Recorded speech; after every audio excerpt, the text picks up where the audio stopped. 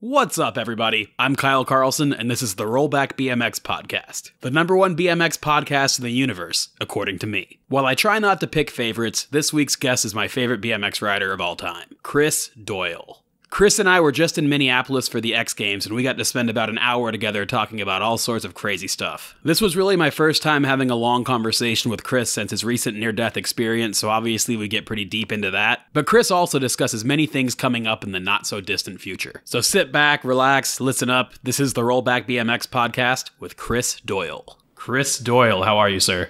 I'm doing well, thanks. Do you remember, like a couple months ago, you almost died? Yeah, I remember that. That was pretty fucked. Well, I don't really remember, but I remember, yeah. Do you actually, like, are there a lot of pieces to it you don't remember? Yes, but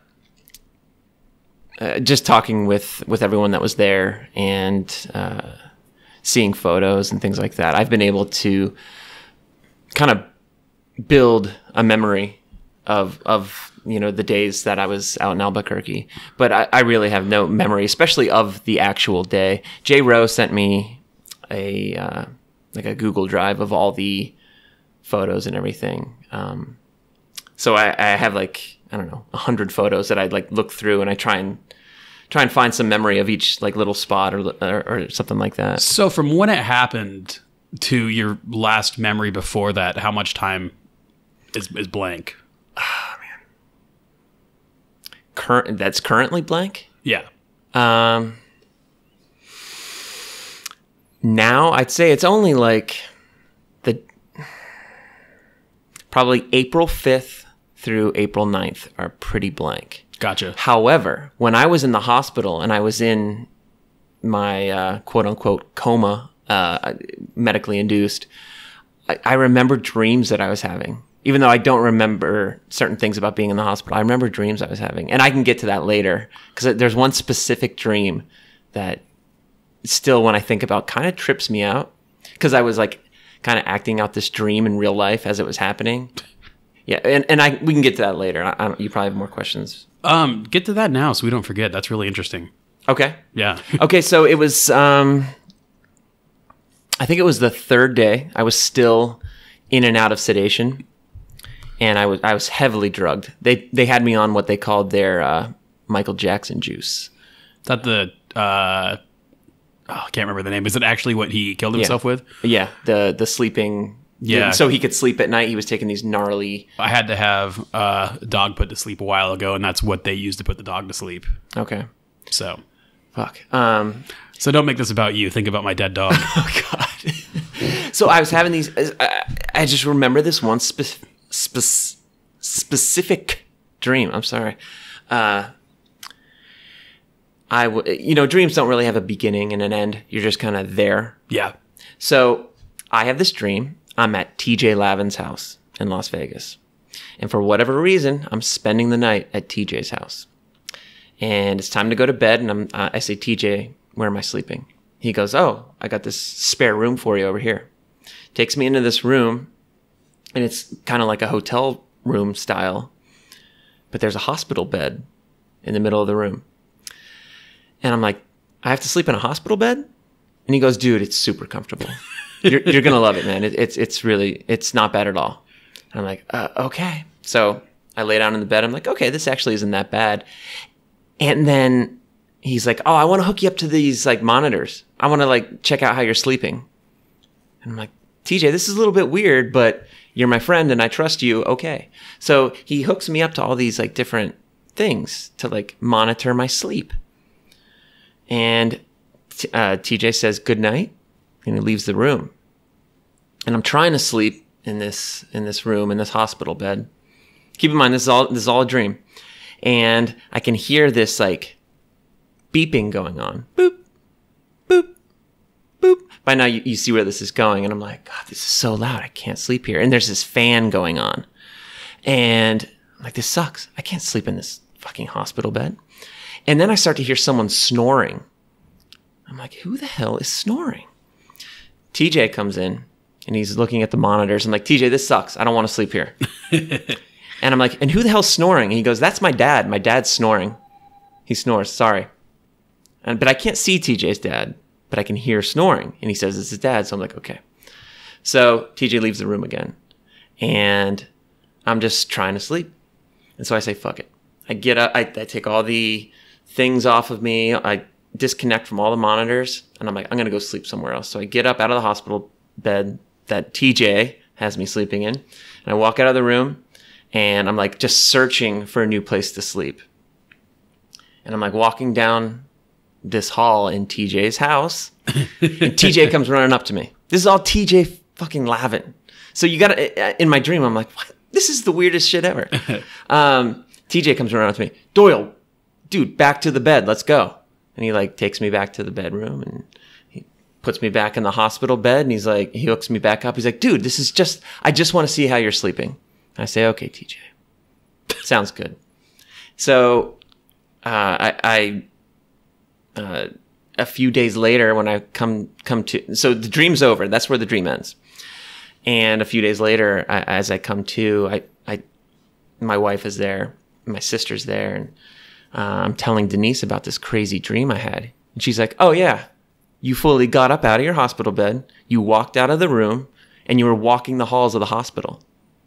And the nurses had to like scramble to find you. They were like tripping because like I guess I walked pretty far away. Were you hooked up to any machines that were like important or anything? Like I don't know. I just disconnected from everything. Huh. And so they bring me back to the room where my sister and my wife are sleeping. And it was my sister that was actually snoring, not TJ Lavin's dad. And my wife's like, Chris, where'd you go?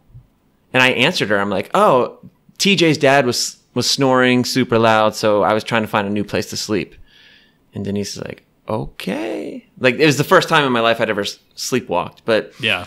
So that's like one vivid dream that I remember for some reason. Have you told TJ Lavin that story? Not yet. I keep forgetting to bring this story up, and to trip things out even more, when a couple days later, I'm checking my phone and I'm checking all the people had texted me and left nice messages and social media and stuff. There was a message on my phone from TJ, and it was really nice. I mean, TJ and I have always been pretty close for dudes that don't really see each other a lot. Live far apart, maybe see each other a couple times a year.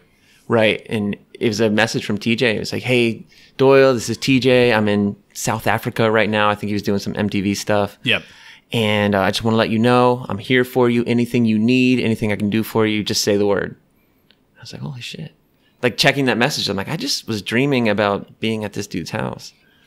Did you ever stay at his house or anything, or is that just out of left field? That's totally random. Huh. Probably 10 plus years ago, TJ's dad died. So I didn't know if you were going somewhere with that. Like, oh my God. You met I didn't know that. Yeah. Holy shit. I didn't know that. Yeah. So maybe it was TJ's dad and maybe it wasn't your sister. If you want to get real. Wow, we're just going down a whole different avenue. We're about 5 minutes in here, and a lot of people are probably like, these guys are idiots.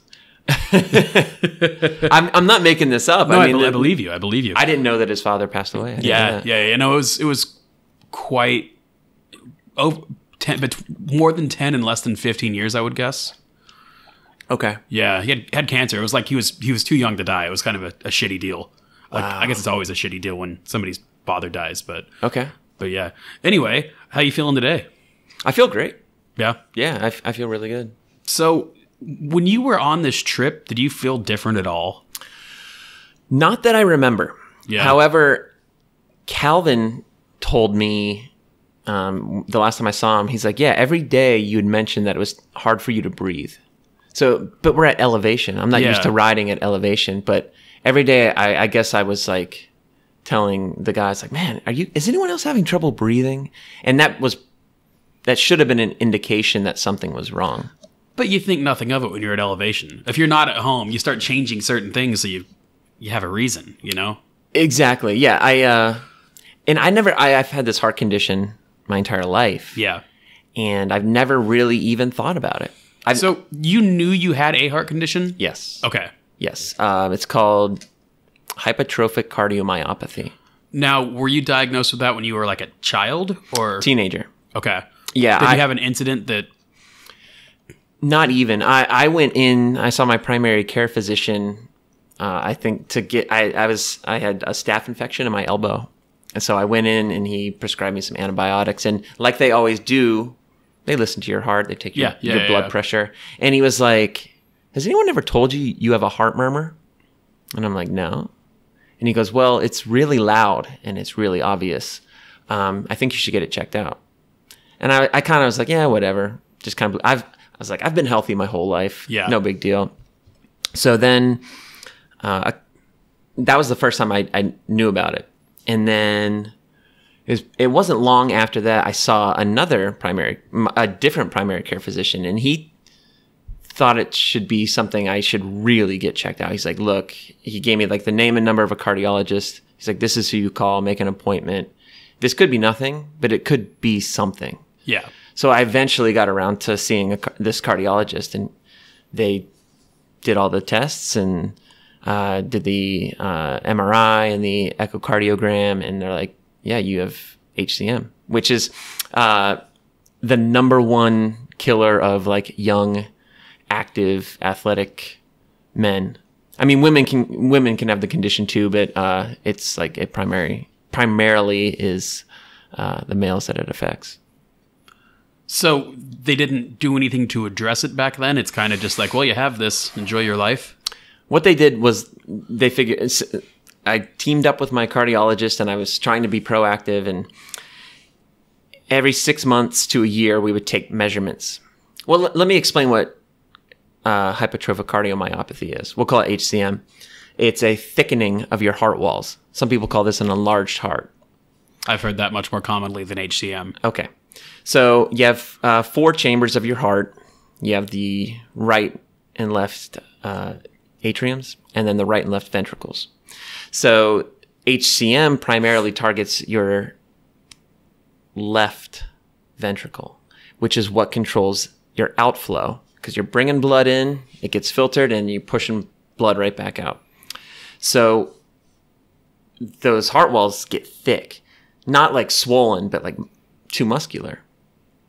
And sometimes it can like push the mitral valve against the septum, and it creates a blockage. Then you have what's called HOCM, which is obstructive cardiomyopathy, and that's a really bad thing because you seal off the blood and oxygen getting out of the heart. And so every 6 months to a year, I would get measurements taken of the heart walls, and they were never getting thicker. They had probably stayed the same for years. Yeah. So while I had this condition, I didn't have a severe case of it, but there's certain things and elements that can make it kind of act up. One of those is being like dehydrated. Another one is being at elevation. One's being like stressed and fatigue and the normal stuff that comes with being an athlete. So what had happened to me was that outflow tract just kind of sealed itself up due to the conditions out in Albuquerque while we were riding all day. I probably wasn't drinking enough water. And yeah, so the blood was coming into my heart, no blood getting out at the very end of the day. And there's no blood or oxygen going to my brain, so I collapse. And then my heart was so full of blood, and there's so much pressure, and it's really pushing to get that blood out. I mean, my heart was probably up to like 300 beats per minute that it eventually just gave up. And then my heart stopped for about 5 minutes. So were you like technically dead for 5 minutes? Yes.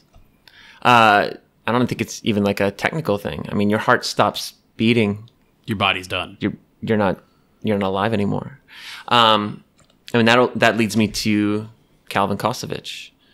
So I apparently what happened, I fell into Travis Hughes, and then Travis kind of like got out of the way. He didn't know what was going on. Yeah. And then I fell into the van, and then I collapsed to the ground. And I didn't realize this. I didn't know this until Calvin told me, but I was like shaking super hard, like seizure type. Okay. And I like kind of balled myself up.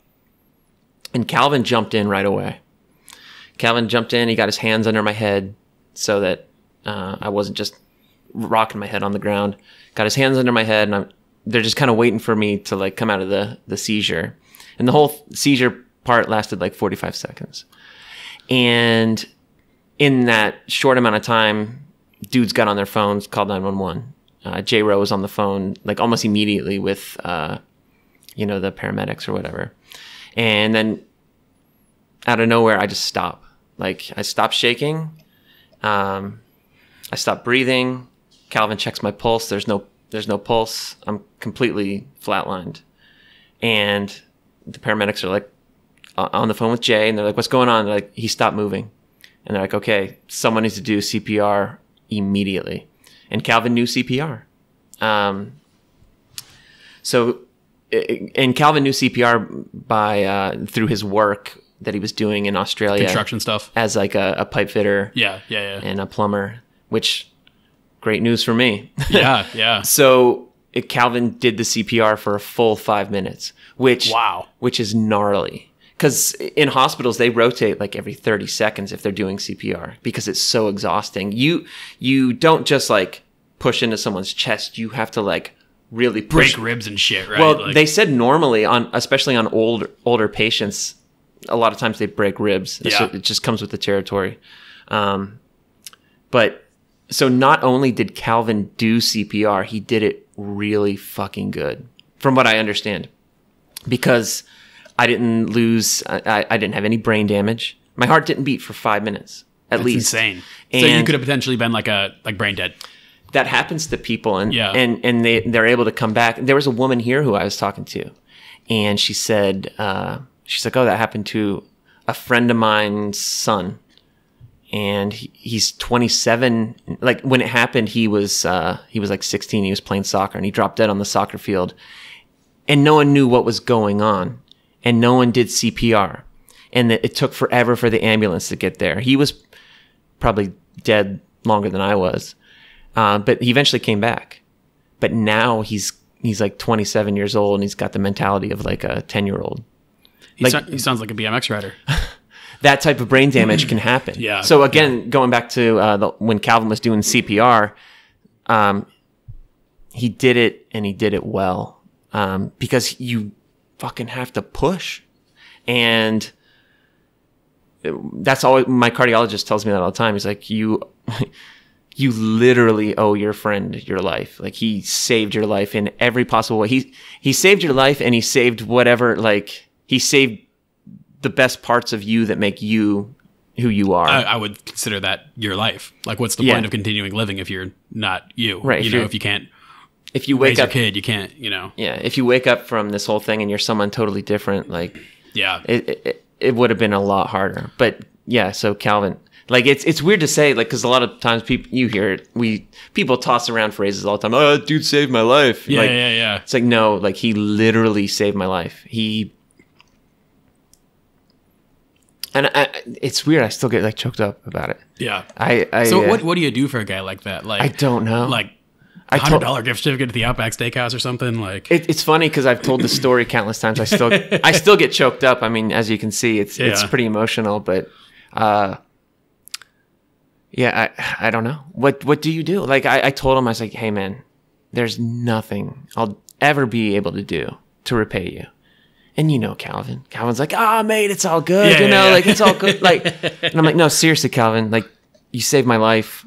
My daughter has a father again. Yeah. My wife has a husband again. Like you can't put a price on it." I was like, there's, what, like, I don't know. We're forever connected. He's always going to be, like somebody that I absolutely love, and that I hope someday, like I can introduce my daughter to him. And, it's really emotional. It really is. Like, I'm sure people come back from war all the time, and they talk about like people that saved their lives. It kind of reminds me of that. It's just that emotional. Well, it's like you said earlier, people throw around the term so loosely. I was so drunk and almost fell into traffic and he grabbed me. You know what I mean? Like, it's like, no, like that's like a whole different deal. I was dead for 5 minutes. Right. And Ty Morrow was telling me a story. Him and Calvin are pretty close, and Ty was telling, not as extreme of a case, obviously, but like Ty like jacked up his hand or something, and Calvin was just there and started like bandaging him up, and like it's like, "All right, mate, we got you. Like, let's just get this thing taken care of." And was just, I think maybe Calvin, I don't even think realizes like the gift that he has. He was a doctor in a previous life. something. Like I have to admit, it was a decade ago when he took these CPR classes. Damn. And you have to think, what was he thinking when he was taking these classes? He's like, oh, this is so stupid. When am I ever going to use this knowledge? It's like, I have a union job. This is part of what I have to do to get my union pay, so I'm going to suck it up and do it. But it's like, oh, well, glad I did it. And when I was coming out of the sedation, I remember one of the first conversations with my wife. She's like, yeah, your heart stopped. You're in a hospital in Albuquerque. And Calvin Kosovich did CPR on you. And I remember thinking, Calvin? Like, oh, you must have mixed it up. I'm like, Calvin did CPR? She's like, yeah, Calvin saved your life. And so I still, God, you can see it's still kind of emotional to talk about. But I trip on it all the time. I'm like, Calvin knew CPR? Calvin goes out and parties every night. Dude, that's what... Chain smoking, party animal from I have Australia. a lot of friends who are, probably around your age, my age, a little older, and they have spent time riding BMX and aren't exactly current in it still, just, life. But a lot of them know who you are from your tenure in the sport. And they ask me what's going on and how you're doing and stuff, and they ask, like, who did CPR, and they don't know who Calvin is, but I'm like... If I showed you a photo of the dude, you wouldn't believe it. This is not the dude you would expect, and I've worked with Calvin on a handful of projects and can't say enough good things about the guy, but he's never saved my life. It's kind of like what you're saying is like pretty incredibly intense, It's incredible. It's crazy to see a guy with that hardcore badass mentality. I party every night. When I ride, I do burly shit. Like, Calvin's the type of dude where if I was like going to get my ass kicked and Calvin was there, I'd be like, oh, thank God. Yeah. Not the type of guy I'd be like, I'm having a heart attack. I sure wish Calvin was here. So yeah, it's like at this point you feel like you could just drive 150 miles an hour everywhere as reckless as you want. But if Calvin's in the car, we're good. I think we're good. Like I'm not a very spiritual person, but like if angels walk this earth, then my guardian angel is Calvin Kosovich. Is a drunk guy from Australia. Is a drunk party animal from Australia. Do you talk to Calvin regularly still?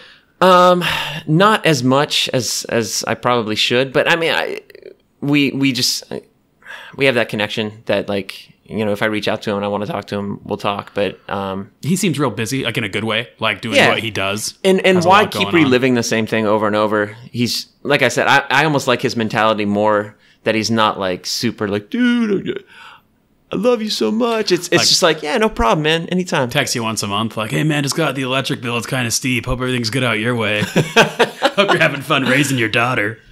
Yeah. But that's pretty interesting. How did your family deal with all this? Are they...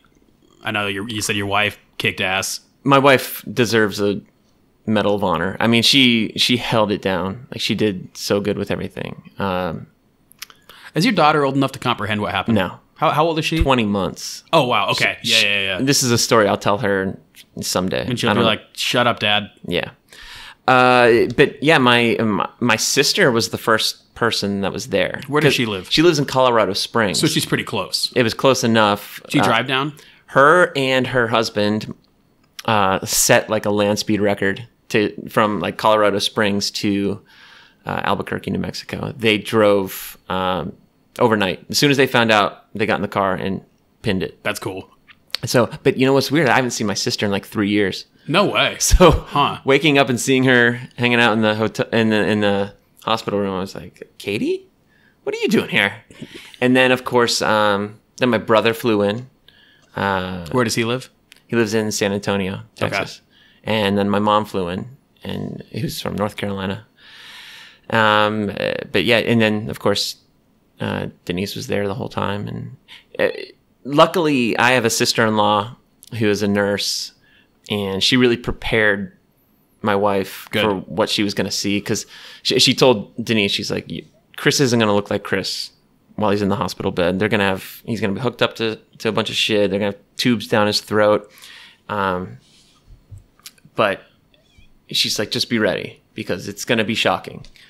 And, yeah, my wife held it down. She hung out with she knows all the kink guys. I mean, they were all at our wedding and they've known each other for years, but she shows up at the hospital, and the first person that she sees is J. Rowe. and her and Jay go up to each other and just embrace, and they start crying, and Jay's crying, my wife's crying, and it was like, I think about that from time to time, and because if you knew Jay, that'd be a lot funnier, because Jay has no emotion. Oh my God, yeah. He's stone cold. Did the Kink guys hang out in Albuquerque for a while then? Yes. Jay sent some of the younger guys home. Okay. Like I sent Travis home. I think he sent Dan back. And then I think in the end it was just Jay, Daryl, and Calvin that stayed behind. That we were supposed to do like some jams and some other things, but they canceled all that. Yep. But those guys just wanted to stick around to see, how I was going to recover. Because for 3 days, no one knew anything. You could have died. You could just be dead. Well, they knew I wasn't going to die. But it doesn't matter. You could have came to and not had brain damage or something. Is that what you're saying? Right. They were telling my wife, they're like, he could come back and be totally fine.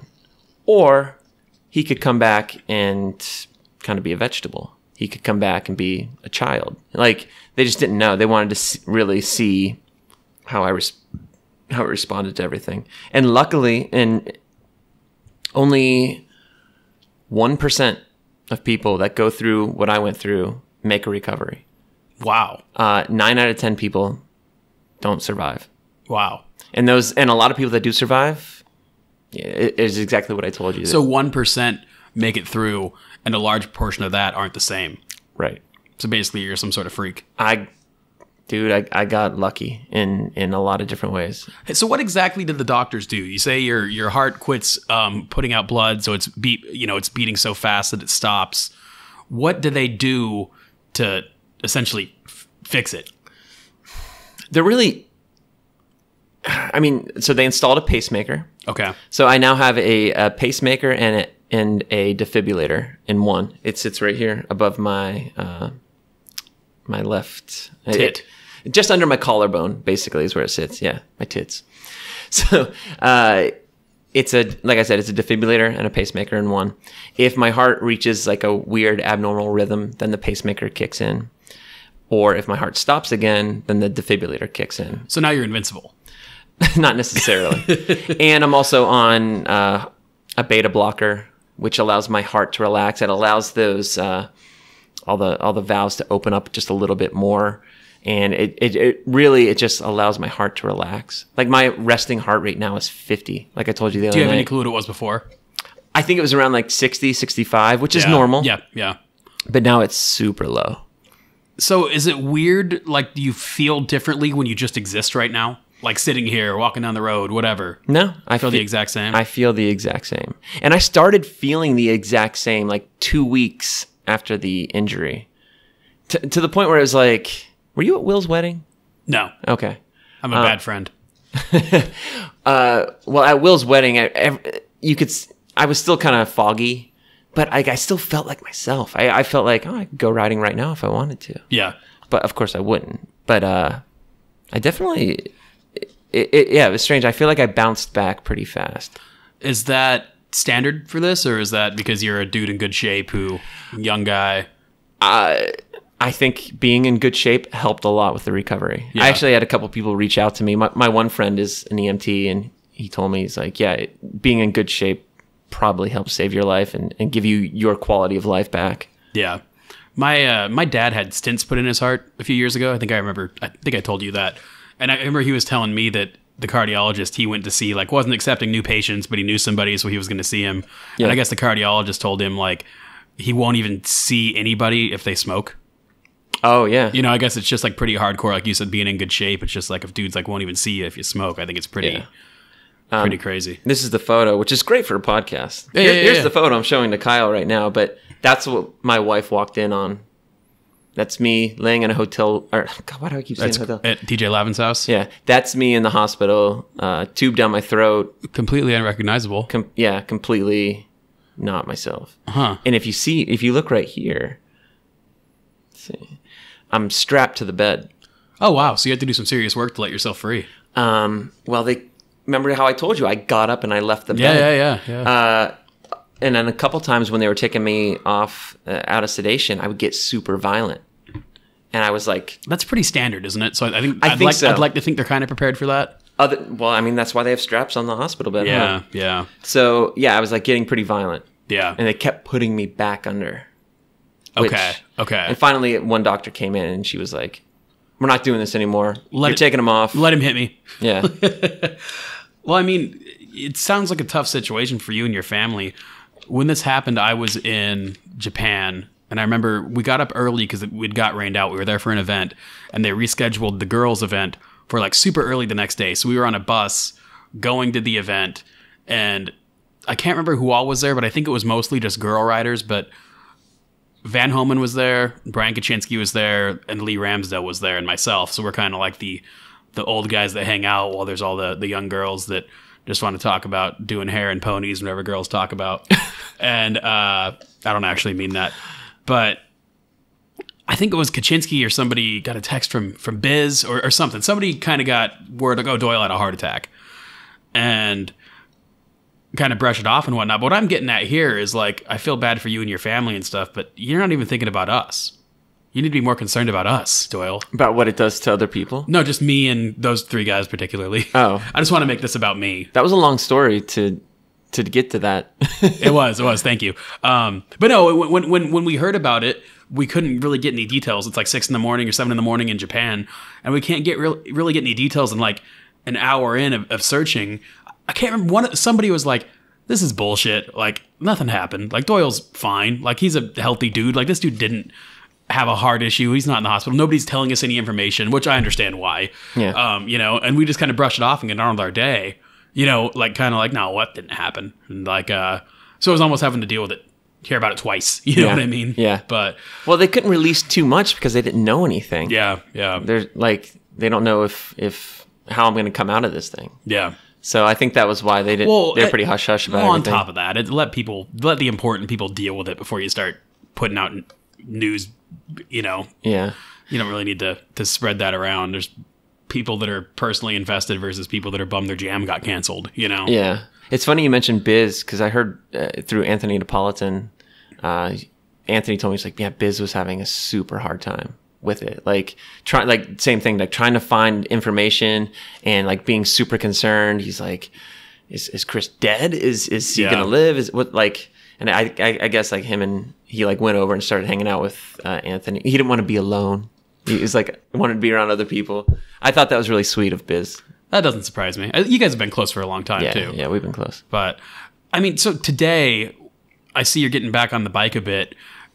What you have to have some limits and restrictions, right? You're not just old Chris Doyle. I'm going to grind a 50-stair handrail. Did old Chris Doyle grind some 50 stairs? I might have rounded up, but you've grinded some big rails. Yeah, there are some limitations. My doctor did give me clearance to ride.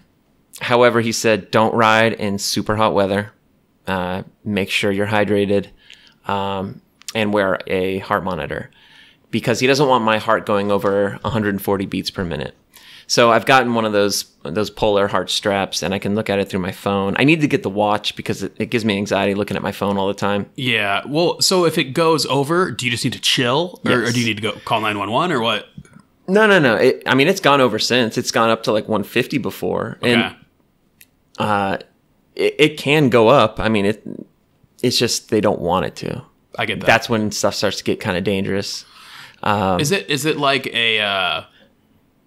like an empty sign in your car where it's like, oh, you're out of gas, but you can go like 10, 20 more miles? Do you think it's like you can't get it over this, but technically you got about 220, something? And it probably won't happen again. I just have to be prepared in case it does. So what you're saying right now is after this incident, you should still be able to, while monitoring it closely, live just a regular life. Yeah. Everything's fine. In theory, I should be able to ride exactly how I rode before. This isn't like breaking a leg or something like that. It's not a riding injury. Right. Yeah. It's just, everything comes with a little bit more anxiety now. I get that, yeah. And I'm constantly thinking about it. So I think it's got to be good to keep yourself in check, too. I think it's tough for people when something so gnarly happens and they bounce back quickly, because I think it's easy to kind of forget how close to the end it was. Yeah. Not to compare it, but I am comparing it, I guess. So I don't know why I said that. But I hear about like drug addicts that overdose and then get back on the drugs because they can bringing back from an overdose so quickly. You know, it's like God, you were in a rough spot for 12 hours, and then it's like, oh, I could do that again, you know? Yeah, I hear what you're saying. I hear the comparison. So, yeah. So what I'm saying is don't do heroin. Right. I mean, I've always been on a pretty healthy diet as it is. I mean, they're like, you can have, you know, a cup of coffee in the morning. There's nothing to say you can't. This was going to happen regardless. Okay. Sometime in my life. So it's almost a good thing that it did happen given the situation, because you weren't far from a hospital. You had a dude there that knew CPR. It's almost like the perfect storm for when this has to happen. Yeah. You walk away and back to work. Yeah. Yeah. Although I don't know, I don't really plan on pushing myself too hard BMX wise. Were you already feeling that way, or is that because of this? More because of this. Yeah. I just want to be able to like cruise again. How old are you now? I'm 37. Okay. Been a pro since you were what, 15, 16? 16, yeah. I mean, if this is the end of the formal pro career, I'd say it's a pretty goddamn good run. Yeah, I'm not bitter about anything. I don't think I was supposed to be a 20-year career guy in BMX. Like I think I got really lucky. I got lucky to know the right people. I lucked out in a couple contests. There were so many, being at X Games here, like I fluked my way into some like silver medals and like almost won it a couple times. Like I never really gave myself like a ton of credit, and I certainly never went into those things thinking like I'm gonna win the X Games. Yeah. I remember I got like I think it was 2006, maybe it was 2005. I don't know, but I was like winning. I was like winning the entire contest. Like sitting in first. Wow. I was in first from my first run all the way to the very last guy on his third run, which was Corey Bowen. And everyone just kept crashing. Like everyone just kept eating shit. And I just kept putting up scores. Yep. And 3 turn down, 720, like... yeah, like Nyquist fell every run. Gutler fell. Well, I don't know. Gutler put together a run, but it wasn't his best. Like he kept landing flat on shit, and then like everyone just kept blowing it. And I remember one of the camera, they were interviewing me because last guy left is Corey Bowen, and was like, get an interview with Doyle. He's done for the day. And I'm sitting there watching Corey, and the woman comes up to me. I don't know if this interview was ever used, but she was like, so how does it feel? You could potentially win this. What's going through your mind? I'm like, this could be the biggest fluke in X Games history. I don't think it ever got used, but I thought that was hilarious. Like Is that the year that Bowen did the no hand, 1 foot to whip? Oh yeah. No. That was the following year. This is the second year that he won it. He did bar spin the tail up on the first set. And that was like brand new. Right. Yeah. Bar to whip and like front flip on the last set or something? Was it? Okay. The front flip was new that year. And he had like the bar spin the tail up on the first set and like something really... Probably steezy. Actually, I take that back. Here's his run. He did the no hand or 1 footer on the drop in, which is dope. Yeah. Then he did 360 1-footed flatty on the first set. Bar spin the tail up on the second, and then a front flip on the third. That's a sick run. That's a dope run. And dude, Bowen had the best style. Probably he still does have the best style. Dude, I never see him ride. Then he'll pop up at one of like the Vans events and just kick ass. Yeah, it's just like, oh man, like you have such natural talent, like shit that can't be learned. He's so like, it's weird when people are goofy footed. They either look amazing or like shit. Mm-hmm. Like you got him and Aitken, then you got guys whose names I won't say, but you know what I mean. Like, yeah, you just want to punch him in his fucking face, don't you? He's handsome, talented, well spoken, good accent, like. And then like people like me exist. It's like there is a god. If there is a god up there, it's like, come on, man, come on, give me a chance here. But so you're doing a lot of TV stuff. I know that was kind of brewing before all this, but we're out at X Games right now, and you're doing the sideline reporting, and from what I can see, doing a great job. Is this something that you kind of want to hit hard in the future? What do you mean by hit hard? I mean, would you ever have a desire to do this as your main source of income, perhaps even in sports outside of BMX? Yeah, but I don't really know how. Yeah. I don't really know how to take it to that next level. And I certainly, I don't want to put my eggs in that basket just yet. It seems kind of hard to break in. I guess I've already broken into it because I'm working for ESPN this year at this event, but I don't know. You get like inconsistent work, and it'd be tough to rely on this. Do you have to join a union or anything, or you just? No, I think like NBC used to ask me if I was a member of the Screen Actors Guild, and I never was. They're like, good, we can pay you half. Yeah. So yeah, honestly, I don't know. I don't know how to get to that next level. I guess I could just kind of ask around. I mean, but would doing it in sports outside of BMX appeal to you, or do you just kind of like it would? Because I like other sports, and I think I could be good at doing other sports. But I don't really know. I have a couple different avenues I can go down after my pro career is officially done. Like I'm sponsored by Rockstar and Kink, and they've been super supportive. Like all my sponsors have been like dynamite through this whole thing. So it's you still on Duo? Yeah. So Kink Rockstar Duo? Those are the three main ones. Yeah. Okay, cool. Yeah. But yeah, are those up at the end of this year? Yeah. Are you gonna, if they're interested in continuing to do some sort of deal, do you want to pursue that, or are you kind of ready to just be like regular dude? I've been trying to get answers out of people. Yeah. Like I'll talk to Kink or Rockstar, and I'm like, hey, what do you guys want to do with me for next year? And I tell them, I'm like, I'm going to ride. I'm going to be putting clips up on Instagram and stuff. But I'm not going to be at the level that people have come to expect of me. So what do you want to do next year? And Heath actually has like a plan. He's like, yeah, I'd like to keep you on board for next year. And he has this whole kind of plan of things he wants to do with me and Rockstar. Yeah. And then, but yeah, Kink doesn't really know yet. They haven't figured out budgets or anything like that. So, you're like, I don't want to ride as hard, but I would like a big raise. I certainly don't. Chris Doyle back from the dead. 6 figures. Right. I still want to be involved. And with Kink, like, even if after they stop paying me, I'm still going to support them, of course. Yeah. They've been so great to me. I mean, that's a lifer deal, you know? Yeah. Those are kind of rare in BMX, but when you see them, it's like, yeah, you're damn right, you know? Like, right. So much bigger than a paycheck. Even if this incident didn't happen, but since it did, it's kind of just like seals the deal. Like, you're down for life. Yeah. Oh, yeah. But that's interesting. Is it BMX based stuff, or do they want to put you out doing other stuff? Like with Rockstar, you said there's a plan. Like, do they just want to have you dressed up on TV wearing a hat, or is it?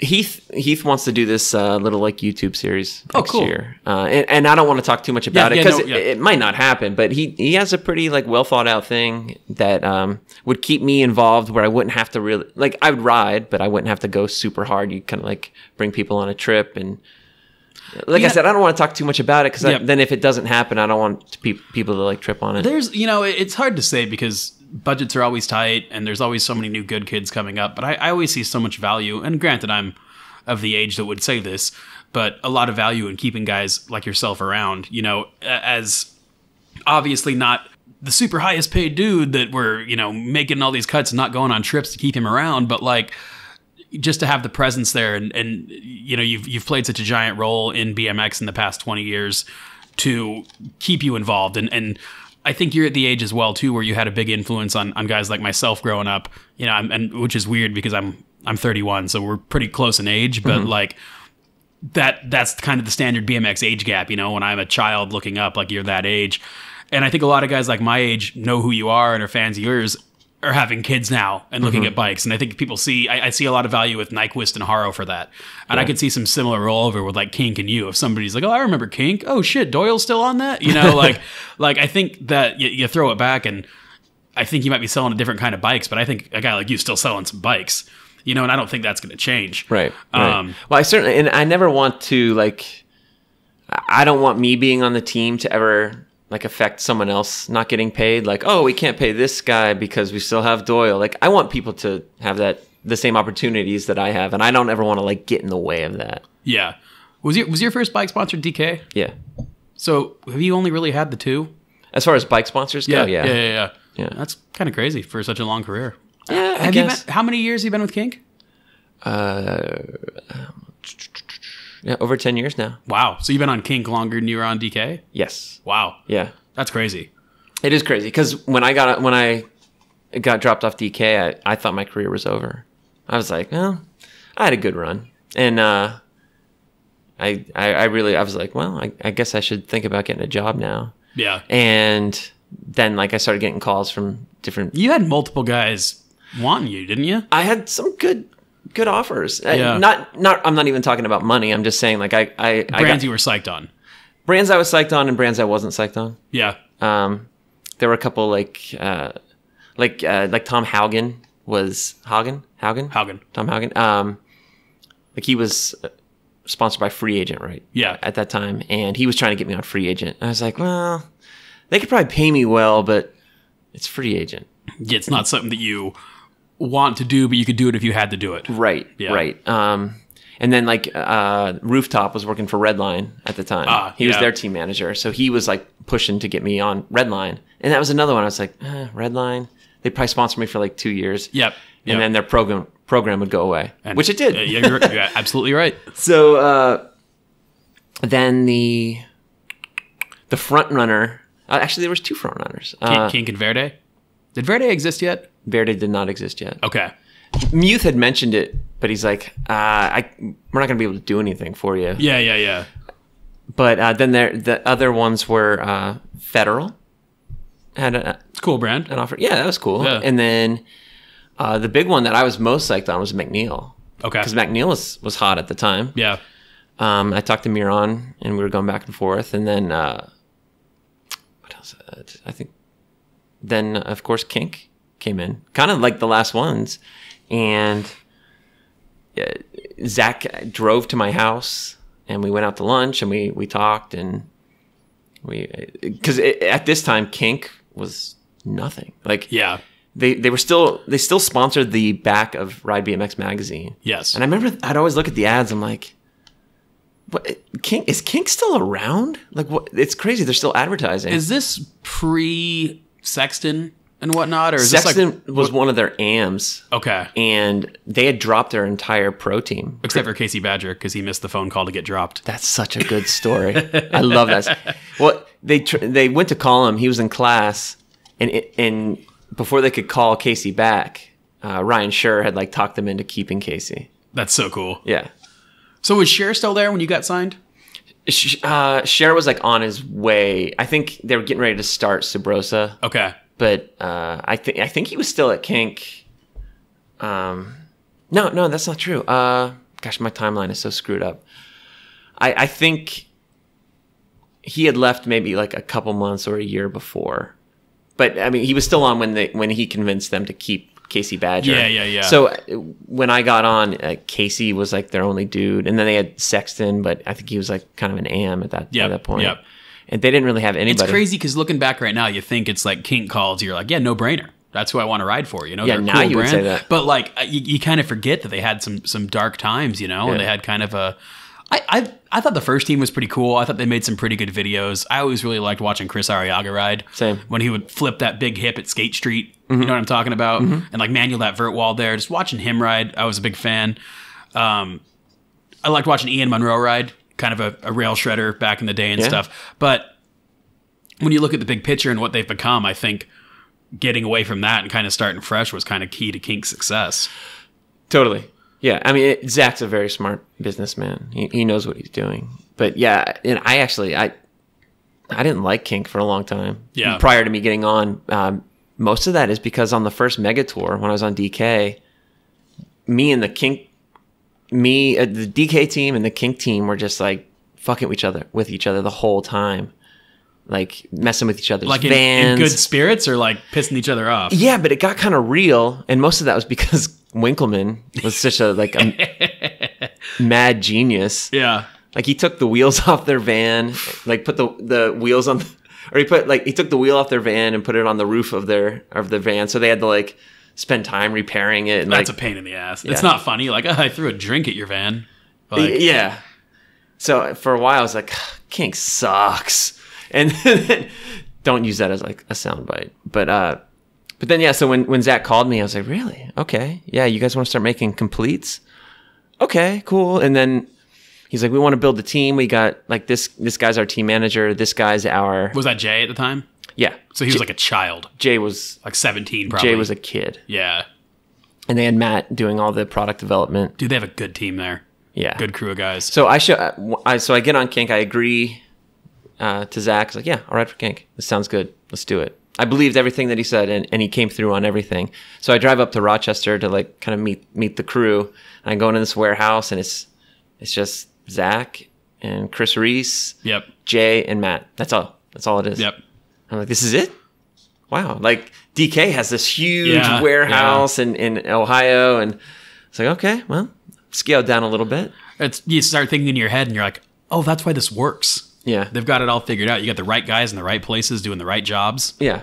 And this kid opens the door, and it's Jay, and he's little and he's skinny. I'm like, this dude. Was that a hardcore straight edge Jay? Yes. Yes. And I didn't know. I guess I'd met Jay in Florida at some point, and he was with I think Alan Twin. Do you know the? Okay. You know the twins. Yep. So, and they were like broke down at Castleberry, and Jay's like, "Do you know how to maybe by any chance fix a transmission?" And I'm like, I have a little experience with cars, but I'll take a look at it. And I like took a look at it, and it was something beyond my realm of knowledge. But he was so stoked that I like even looked at it that I gave him the time of day. Because back then, I'm Chris Doyle, like I'm the big time, and it had to be an awkward move to ask the dude to look at your transmission, right? But so I was like, yeah, totally, I'll look at your transmission. I know a buddy. I don't know him super well, but he's a dude in my neighborhood that's a bartender, and I just know him from selling me beer essentially, and he really likes the band the Pixies. And he was telling me that one night he like lived in Tucson at the time, and he went and saw the Pixies. And so Frank Black, is that the dude? Yeah. He's like was always like his idol, and I guess their van broke down. It was like a transmission issue, and he was like, "Hey, you know, like I know how to fix this. You know, I work at a mechanic shop or whatever. We can open up the shop. You guys go chill for like an hour or two, and I'm going to take care of this." And I guess Frank Black was like, "Fuck off." Like, what? Oh, yeah. Just like, no, leave us alone, kid. Like, oh, man. Yeah. He was like, oh, almost kind of ruined the Pixies for me. And I'm like, I don't know. That makes me like him more. Just, I'd like to imagine that guy's out of his fucking mind. So, yeah. What do they say? Never meet your heroes? Especially in BMX, man. That's true. I feel... Yeah, you're one of the rare ones. You, Nyquist. When I think about the guys that I had photos of on my wall growing up, you meet a lot of them, and it's like, oh, you're kind of a shitty guy. Yeah, you know. Yeah. But you know what?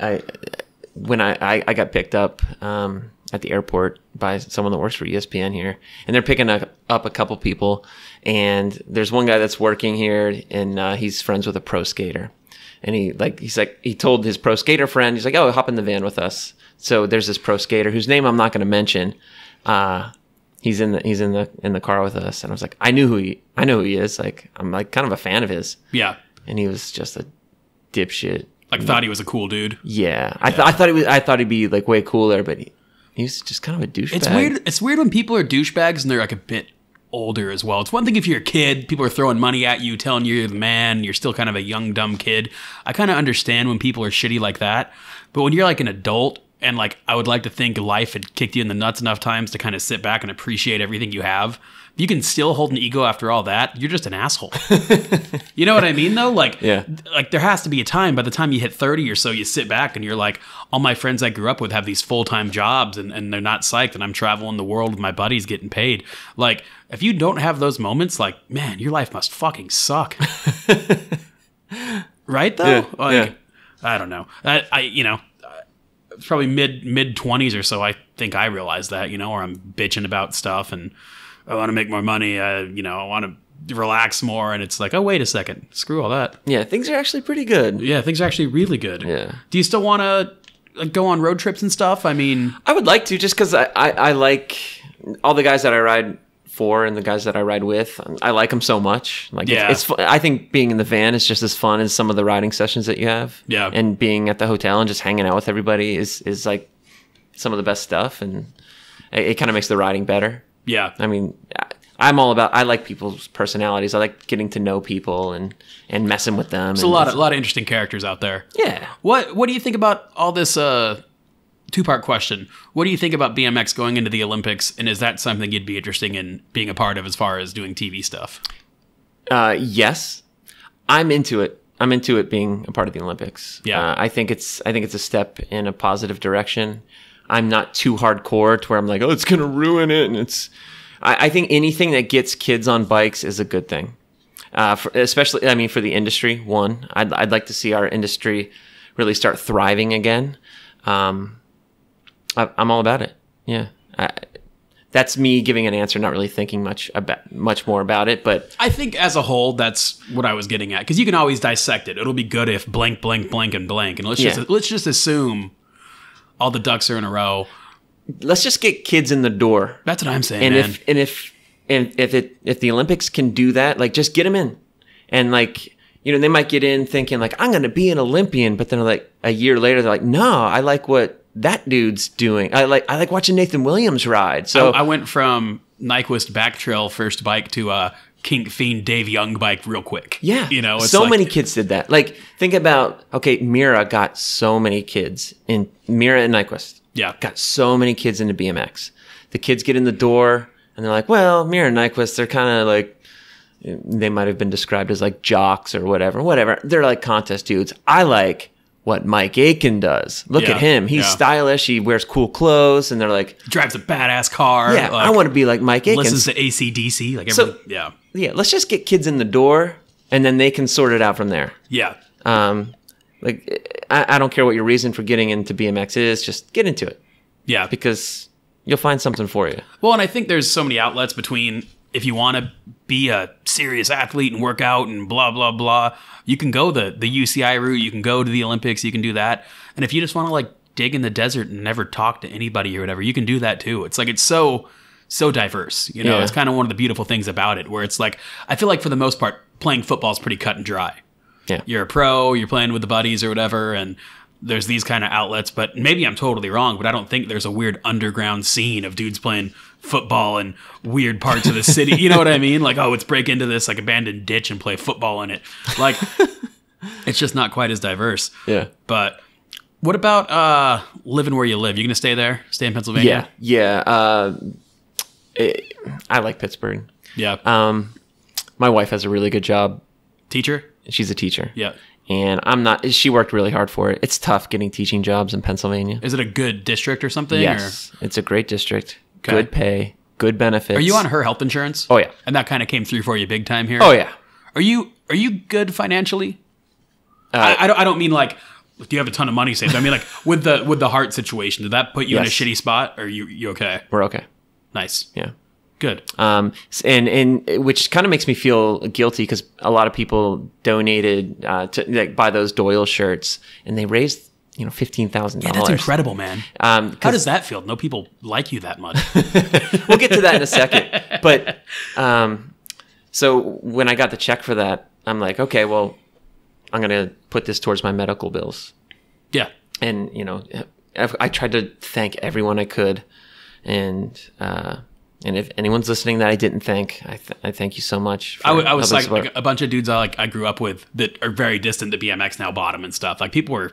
That's great. That's great. See them everywhere. It's awesome. So I just put the money aside and just kind of waited for that hospital bill to come, and it came. And like I said, luckily we have good insurance, so it wasn't as bad as I thought it was going to be. That's for sure. Good, man. And so Denise is like, well, my wife is like the best person ever. She's like, well, we need to make like a sizable donation to whatever, like Heart Association or something. Like, we definitely need to do something positive with this money. We can't just like go buy a car or something like that. It's like, and I agree. I said we should really do something positive. So you still essentially have it? Oh yeah. I didn't. Have you talked to Road to Recovery? Used to be Athlete Recovery Fund. Yeah, I talked to Aaron Cook. Yeah, I don't know. Is he still there doing stuff? I think somebody told me he was out. He said that he was doing ARF like on a very low scale. But he reached out to me. He sent me a text. He's like, give me a call when you have a chance. I never called him. Sorry, Aaron. But yeah, Road to Recovery got back to me and hit me up. And I said, I really don't know what's going to happen yet. Yeah. Because we have good insurance. Yeah. So I don't know what's going to happen yet. I mean, I wonder if you talk about a heart charity or something. I wonder if there's an opportunity to do something there that could help other riders that aren't as fortunate as you to have a wife with kick-ass insurance. I'm sure. Well, even prior to Denise and I getting married, I had my own insurance, which was fantastic, but it was just getting so expensive. I think that's important to have. We can argue health insurance debate. We can go on for days about that, but or we can deal with the reality we're presented with, and that's we're in a country where you need to pay for it. You have to have it, man. If you're going to do pretty much anything, man, but you need to have it. Right. So I always just bit the bullet and paid whatever I had to pay to have good insurance. And I did. I had like the most dialed plan. And I was like sad to give it up because I was like, there's no plan that's ever going to be this good. But luckily Denise's was really good. So basically you can't ever get divorced because it's a really good insurance plan. Yeah. It's fantastic. And she deals with your heart problems. Yeah. No, trust me. Like I said, for what she's been through, like I went through this shit. Like this shit sucked. But my wife, my family, my friends, like they went through, like for the kink guys, like it had to have been so traumatic. Oh man, I can't even imagine. When I saw Nathan here at X Games. Was he on that trip with you guys? Yeah, he was there. Him and Jay were kind of like dialing 911 at the same time to see who would get through first. So yeah, Nathan was there, and I apologized to him, like, dude, I'm so sorry to put you through something like that, because it had to have been so traumatic. I can't even imagine, you know? Yeah. And one more thing about the whole event was, I remember talking to Jay. I was still in the hospital, and I called him, and he was like, man, he's like, are they going to write books about you, about, like, your recovery? Because there's no way we should be talking right now. And he goes, I saw your last breath. I'm like, what do you mean? He's like, I saw the last bit of air come out of your lungs. And again, I was like, what do you mean you saw it? He's like, it comes out almost like a dust, like a vapor. Really? Like that's a real thing? Apparently that's a real thing. Wow. He's like, I saw it come out. He's like, that was it. And I'm sure in the past, long time ago, I wonder if people saw that happening, I wonder if people were like, that's the soul. That's the spirit leaving your body. Yeah. You picture like Indians, like just, that's his spirit leaving his body. Indians or Native Americans? Oh, shit. Because it could be either. I'm going to say Native Americans. They're both very spiritual peoples. Wow. Okay. Anyways, yeah, he told me that. He's like, I saw your last breath. I don't know how we're just talking on the phone right now. It's like, whoa, that was trippy. Well, that's pretty goddamn hardcore. Pretty hardcore. Glad you're still alive. Me too. Thanks. I guess we'll wrap things up here because I know you have to go do TV stuff, and you just talked about your last breath, and it got real eerie. The final question everybody has to answer that's on the podcast is, who is your favorite BMX rider of all time? Of all time? Yeah. Jeez. See, this is tough. But I'm going to tell a story. Okay. Like I have all these stories. I think I bore people with stories sometimes, but this had a huge impact on me, and it kind of relates to the X Games, which we're at the X Games right now. But I'm going to say Joey Garcia. I have a ton of favorites, but I'm just thinking of Joey Garcia right now because we're at the X Games. It was I loved watching Joey ride. He was always so calm and composed, and then when the X Games rolls around, everyone's like, rah! Everyone wants to get like, yeah, these guys are crazy. X Games 1996 dirt jumping. It's a big set of quads, and it's basically, and like TJ Lavin was like the dude.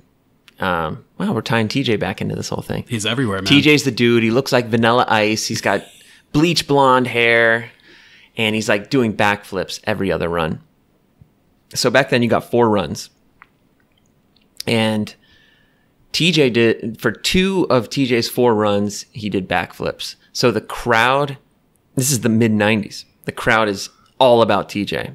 Meanwhile, there's this other dude, Joey Garcia, who I loved. He's doing all this like progressive, like he does bar spin to X, bar spin to bar spin.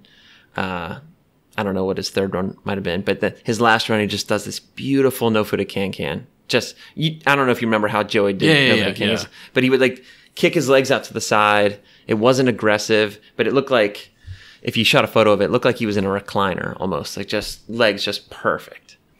And Joey won the contest. So, and the camera's on Joey, and the whole crowd's booing. Boo! Boo! And Joey's there, just calm look on his face. And he hears that he's won. He doesn't celebrate or anything. But the whole crowd's booing, so Joey's like, all right. Puts his helmet back on, straps up his Jofa, and walks to the top of the roll-in, drops in, perfect backflip on the last set. And the crowd goes nuts. And I'm seeing this as a kid on TV, and I'm like, holy shit. He could do backflips the whole time, but he like chose to win it his way. Like, yeah.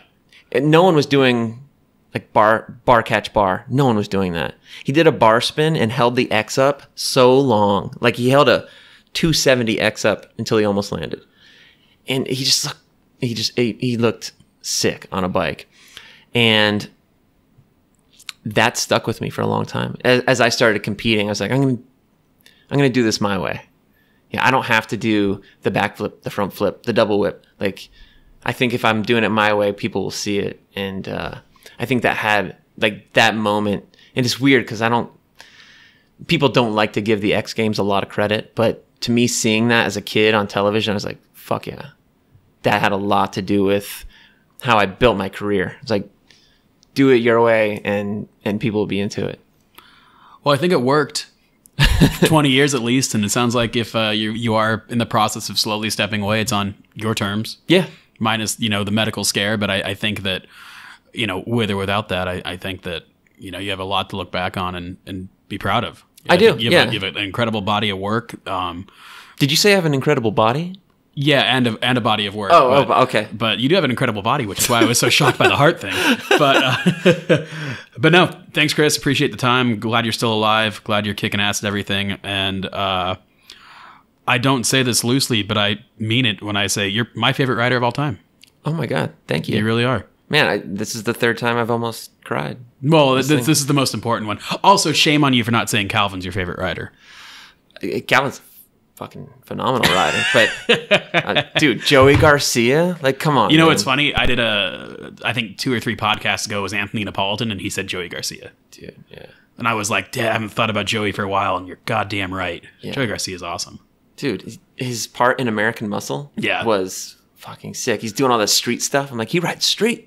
That's sick. He just looked good on a bike. Yeah, he did. And that's what's most important. Probably still does. Oh, I'm sure he does. Like if you saw him riding, you'd be like, damn, there's that style. Yeah. He's one of those guys, it's been a little while, but I'd run into every year or two and I'd still be like, I can't believe he knows who I am. Right. Well, his whole thing was his knees. He probably would have kept riding, but like, dude, his knees were just so jacked. Like, yeah. Countless surgeries on each one. And like, it's almost like the human body isn't meant to go through all this BMX shit. Right. Yeah. All right, Chris. Thanks for the time. Let's go to the X Games. All right, cool. Party. Thanks, dude. All right. Well, that does it for this week. Thank you for listening. Be sure to follow Chris Doyle on Instagram at Chris_Doyle22. And until next week, just remember, it doesn't count if you don't pull the rollback. Have a good one.